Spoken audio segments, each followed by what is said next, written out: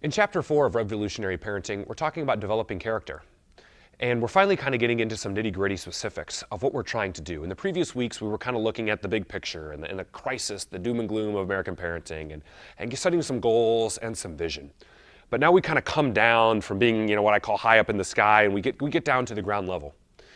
And specifically, after you outline those visions and those goals and those biblical priorities, what are you trying to instill character-wise into your children?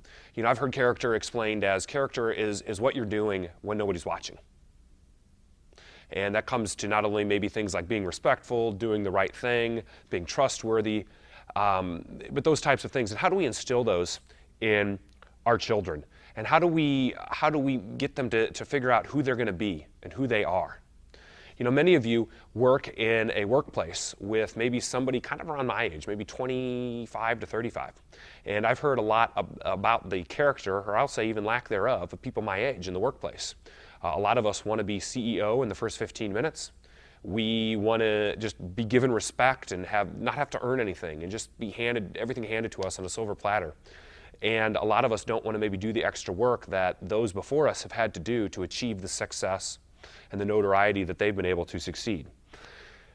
The question is when we look at those people and now we look at our children, how do we develop that character?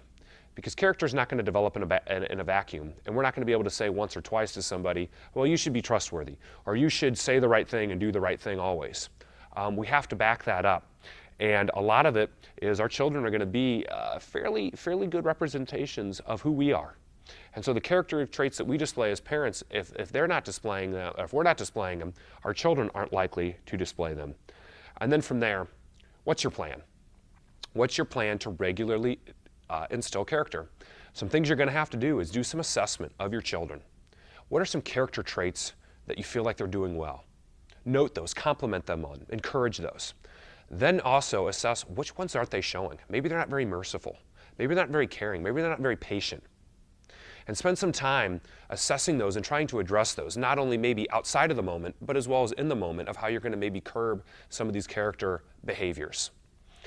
And then finally, some things that Barna really encouraged us to think about is not only can we intentionally address character, but also kind of more passively our schedules and how we dictate things at home.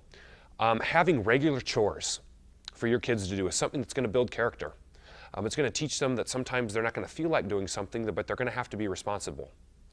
Having things like maybe going to church regularly, or maybe showing the commitment to a team or something else, as well as maybe doing like a Sunday family dinner with family, or just normal dinners with the family during the week.